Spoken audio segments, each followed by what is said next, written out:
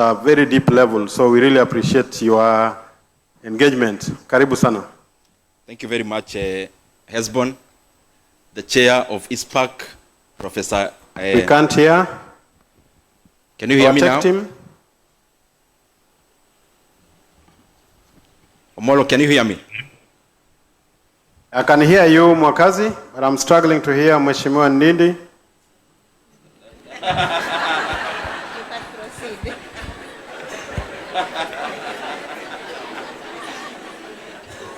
I think my voice is becoming better every day. If I'm compared to Mwakazi. Go ahead. Go ahead. Are you okay, Omolo, now? Now we can hear you. Clearly, you can choose what to hear. Thank you very much. The chair of ISPAC, let me call you Professor Liz, and the CEO, Dr. Grace Kamau, and all the distinguished participants in this conference. Good morning. Good morning. I'll be very precise and direct. I thought we had more time, but after the debrief, I thought I was briefed that we'll have a longer session for Q&A. And therefore, I'll just highlight a few things, because I think in this kind of conference, highlighting is just enough. But it's important that I say that from the place I represent, that is Kiharu, because debt, money, budget, everything is about impact. I am very glad to be the MP for Kiharu, where all our public primary schools, all of them are very well done. They look like academies. All our classrooms in our primary schools are tiled, courtesy of NGCDF. It's also important I highlight that in Kiharu we run a program called Kiharu Masomo Bora. Kiharu Masomo Bora takes care of over 12,500 day school learners in all our 61 to 65 day schools. I say so because some are new. And school fees in Kiharu, in all our public day schools, that is secondary schools, we have subsidized, and school fees is only 1,000 per term. And learners eat in school in Kiharu, they eat in school from Monday to Saturday in all our day schools, and they actually eat chapati every last Friday of the month. I mean, I'm not promising. They have been doing that for the last 1 year, because I know there are many stories around that. So you can verify it is there, and I'm very, very proud to be having that kind of impact. And the impact is also in figures in terms of a transition, the people joining Kiharu from other places, and I'm very glad. I was chairman of budget, and it's important that I say that in Parliament, there are 3 committees that deal directly with the economy. And forgive me, I'll be talking very fast, because I have very little time. So, budget committee only deals with expenditure, where the money is going. There is actually a committee in Parliament called debt and privatization. And therefore, the issues I talk about debt is not based on where I was. It is based on the issue is very important for the country. There is a substantive committee with the chairman in Parliament dealing with debt. The revenue side also, there is a committee called finance. Finance deals with taxes and where the money is coming from. I thought it's good I make that distinction, because I can see that you need that clarification.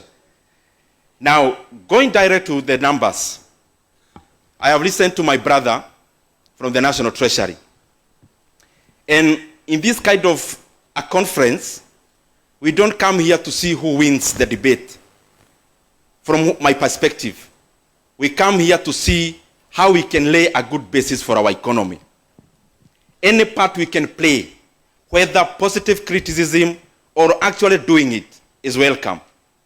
And therefore my presentation will be based on how can we make our country better. And therefore the figures I'll be laying forward are not based on countering what the DG of in the National Treasury talked about.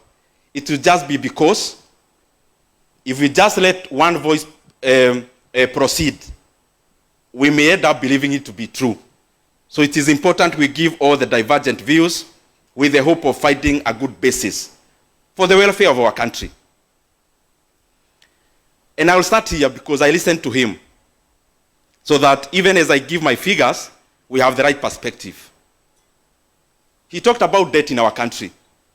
And I'll just highlight one so that we are able also to, when we hear anything coming especially from even government, we have expertise here to actually verify. The economy of Kenya is projected to be around 131 billion US dollars by end of this year.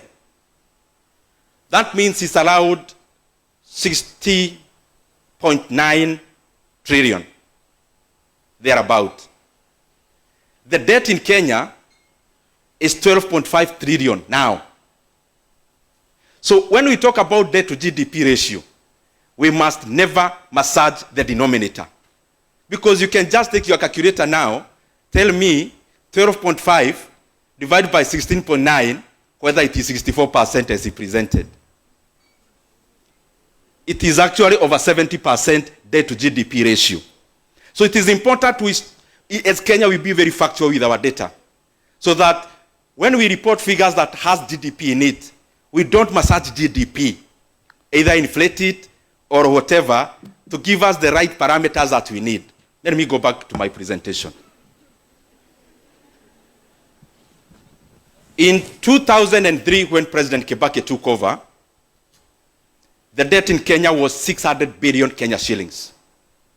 600 billion Kenya shillings when President Kibaki took over. By the time he left, it was around 1.8 trillion Kenya shillings. And therefore, President Kibaki borrowed roughly, because there are some decimal points, around 1.2 trillion Kenya shillings for the entire 10 years he was president. And therefore, he was borrowing around 120 billion it's actually 100 billion every year.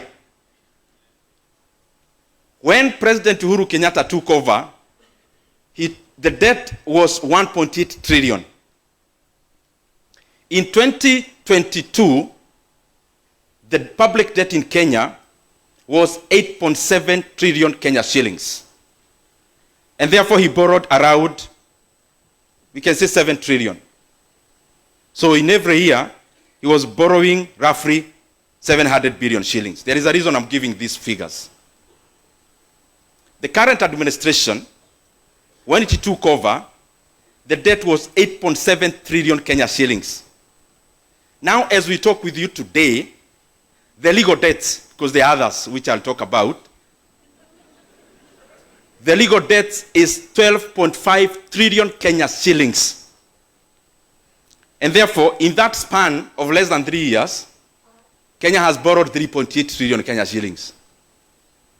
And therefore, Kenya is borrowing 1.25 trillion Kenya shillings every year. And therefore, the money Kibaki borrowed in 10 years, we are borrowing every year. And therefore, every day, we are borrowing 3.5 billion shillings every day. So this conference will be here for a week. So by the time you go back to Nairobi, you can do the calculations. That is the legal debt. Those who follow politics of Africa, you must have followed the politics of Senegal last year, where two gentlemen, that is Diomaye Faye and Osman Sonko, they are currently the president and the prime minister respectively, were actually had been locked in by government then. They campaigned for only 10 days and won. Only 10 days. Because people were fed up that time. Upon assuming office, please give me some water, Prof. I think this needs cooling off.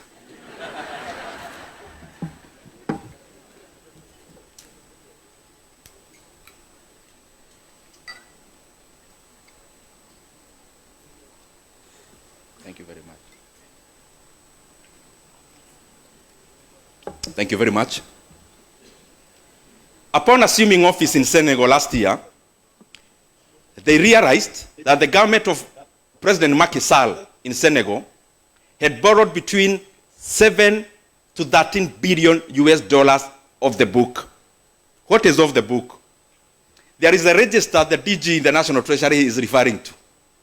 That is the one when you go to the Central Bank of Kenya and all the government data, you'll get to see how much is the debt in Kenya. That was the same book they thought was legitimate in Senegal then. Upon assuming office, they realized there were some debts baptized in other names. You can call it securitization, you can call it revenue-backed board, you can call it asset-backed board. In Kenya, they have names. One is called securitization of road maintenance levy fund. The other one is called Talanta board. The other one is many others. So they realized there was 13 billion US dollars borrowed off the book. As we talk today, the duo that was very popular in Senegal last year, just wait in the next few months. Actually, issues have already started. Why? Because it is important for a country to maintain one book of debt. And I've been talking about this issue because of the enormity of its importance. Kenya must stop borrowing of the book. Beyond the reported debt of 12.5 trillion, Kenya has already borrowed an illegal debt of 175 billion shillings, where they have gone to the banks, taken a loan of 175 billion, and then they are telling the banks they'll be collecting the fuel levy for the next 7 years. And I'm here wondering, the people in the National Treasury and in government, if you came in to lead and you realized that all the revenue had been securitized, then you'd be elected to do what? So that's one. Second is called Talanta board. The Talanta Stadium you see, the cost is 45 billion in present value. But it is important for Kenyans to know that Kenya actually took a loan of the book of 45 billion shillings. And do you know what? Now, we'll be servicing that debt using sports fund. Every month, 500 million shillings. In 15 years, a debt of 45 billion shillings, Kenya will pay an interest rate of 100 billion Kenya shillings. And therefore, the cost of the Talanta Stadium in Nairobi, the one you see on Gong Road, is not 45 billion. It is the most expensive stadium in the world. It will be 145 billion in the next 15 years.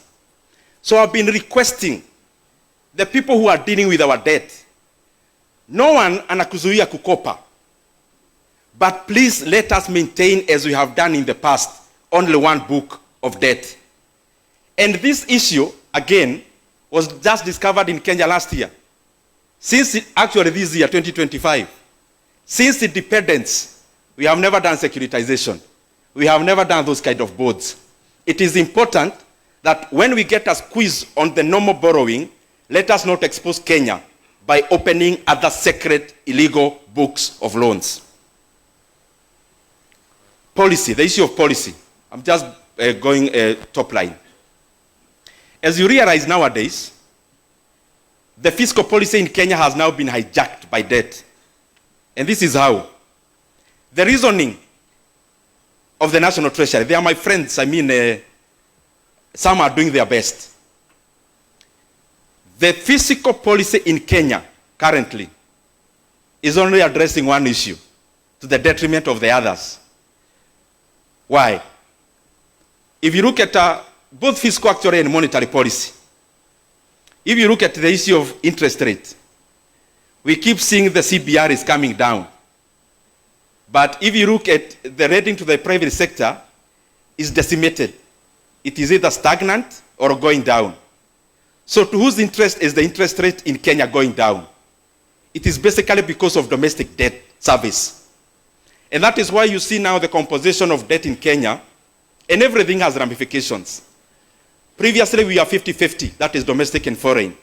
But over time, we are now past 60 domestic. Why? Because Kenya does not want to be accountable to the external lenders. And you can see the trend. If IMF asks questions, what is our response as Kenya? We come to crowd out businesses in terms of credit in our banks. So we borrow internally. So in Kenya, the banking sector is making every year a return in terms of growth in profit, but it's not in tandem with the productive sectors of the economy. Because the government is dominant in lending, in borrowing. In the economic classes, we used to be told the work of government is to release money to the economy, either through banks, through fiscal policy. Now we have inverted. Now the work of the government currently is to mop up money from the pockets of the people and from the pockets of the banks to do the public projects. But you are only transferring farm and consumer, farm and individual consumption to public consumption. Sorry, I just said I'll be doing the highlights. If you look at the exchange rate in Kenya, the exchange rate in Kenya is currently misaligned by around 12 to 18%, misaligned in the favor of the Kenya shillings. Why? Because of the service of external debt. But what is the ramification of that? What is the ramification of having a misaligned currency, a stronger one? If you look at the graph of the Kenya currency, when Kenya was having its best years during President Kibaki's time, the Kenya shillings was actually misaligned to weaken, not to strengthen. Because when you strengthen the local currency, what are you basically doing? You make payment of interest rate cheaper, but you make all our exports less competitive, and number two, you make all the imports very attractive. That is why you see when the Kenya shillings is misaligned just because of debt, then we take a toll on the other sides of the economy, and especially the balance of payment, and in regards to the production side, not just the capital inflow and outflow. Let me, as I come to the conclusion, just say that what I have realized is that whatever PR you play around numbers, numbers will always betray you. If I say 4 plus 4 is 8, and somebody else is saying, no, it can be 9. Whether you paint it in black, in yellow, in red, 4 plus 4 will always be 8. And this is the reason I'm saying that. Beyond the paintings we are doing around how we are managing debt, how we want to do this, and how we've been doing this, numbers and figures always summarize stories. Numbers and figures always summarize narratives.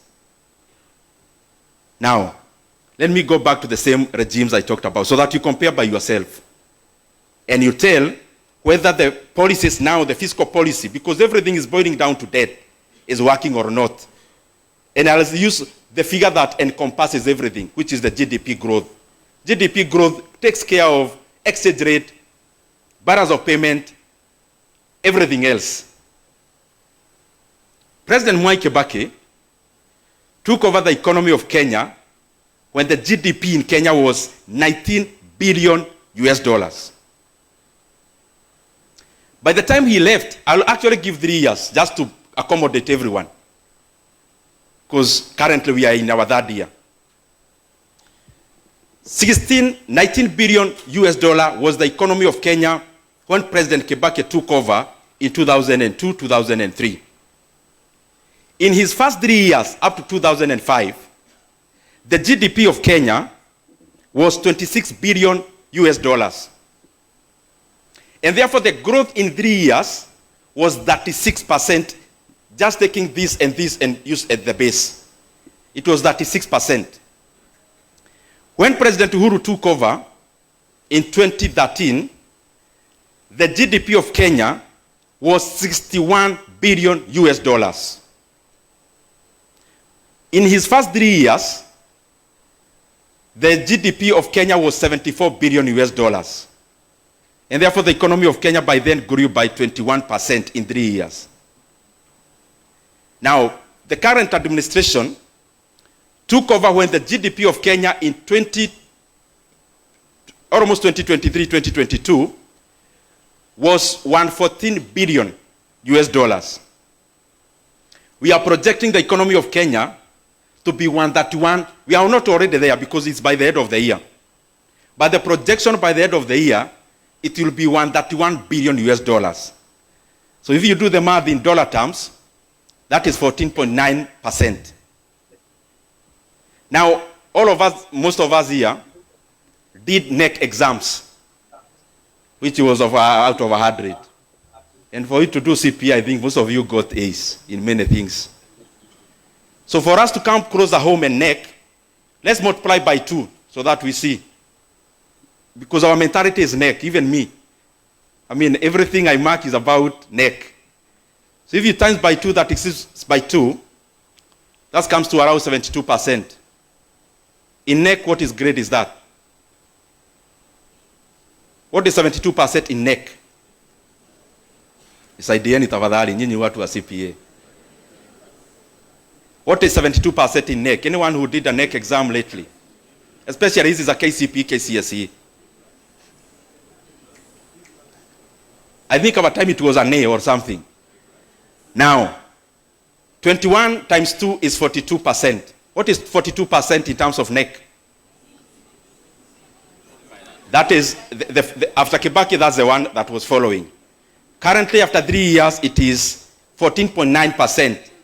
What is 14.9% times 2? It is what? No, first say the number before you say the grade. 14.9% times 2 is what? 29.8, is it? What grade is it in NEC? What grade? Are those my figures? You can go to KNBS, CPK. I have used government data. Let me also come back home as I finish. Regionally. And these things I'm saying them because we need to be frank about our country so that we know where do we get from where we are. In the year 2024,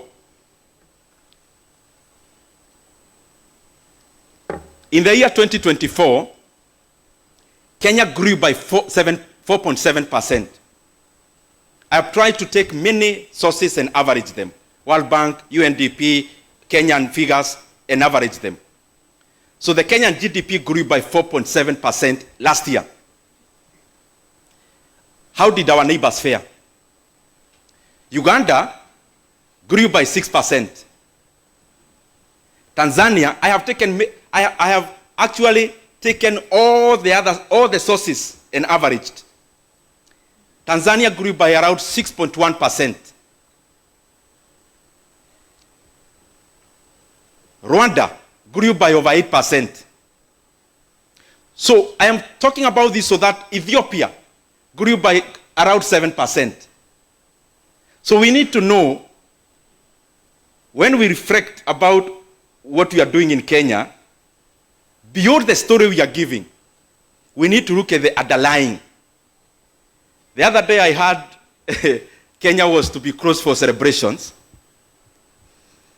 because I heard there was a big announcement that the GDP of Kenya has been projected by IMF to be the number 6 biggest economy in Africa.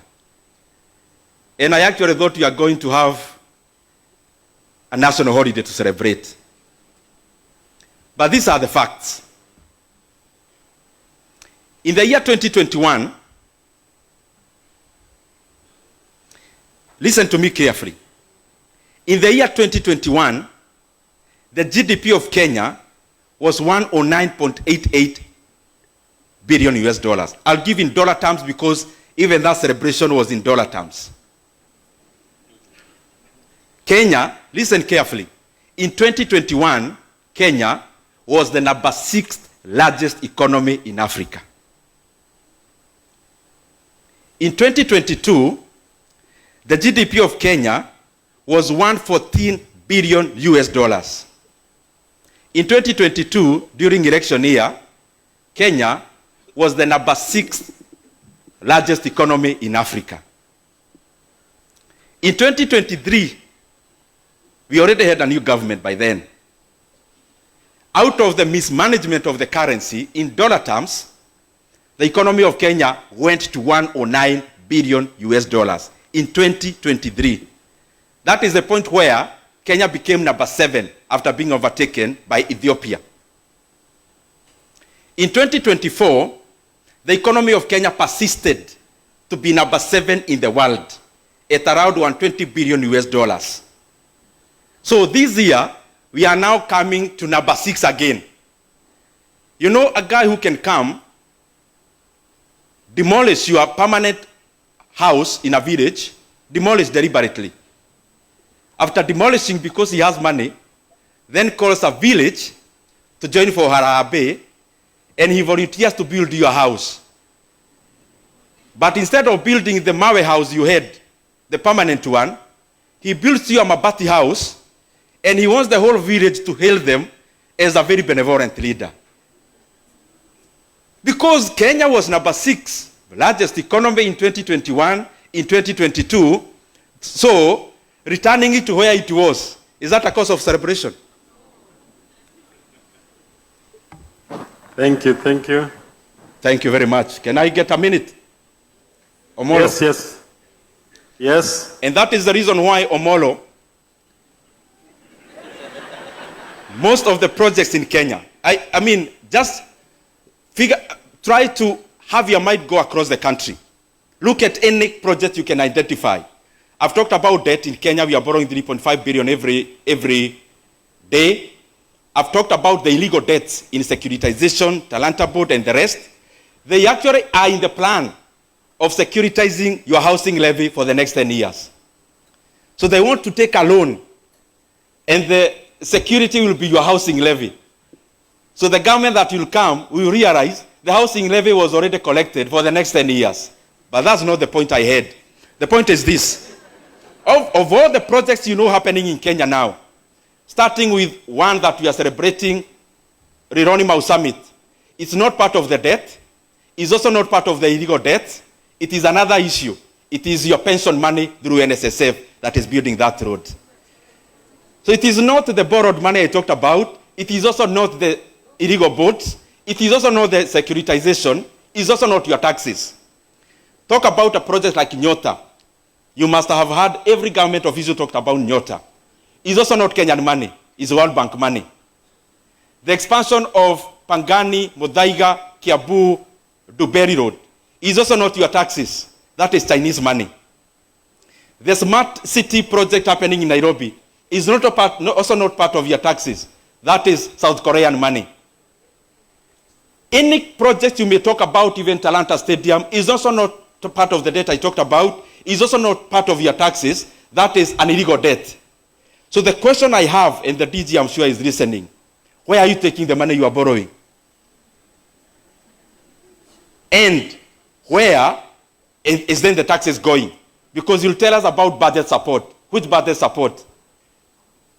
Lecturers are striking for 42 days because of 7 billion. JSS interns, we are still debating about their confirmation. Capitation, the government now wants to reduce school fees for the scholars, capitation for the scholars, and the parents in Kenya will be paying over 20,000 shillings for day school from January, according to the circular that was sent by government this term. Thank you very much. Thank you, thank you.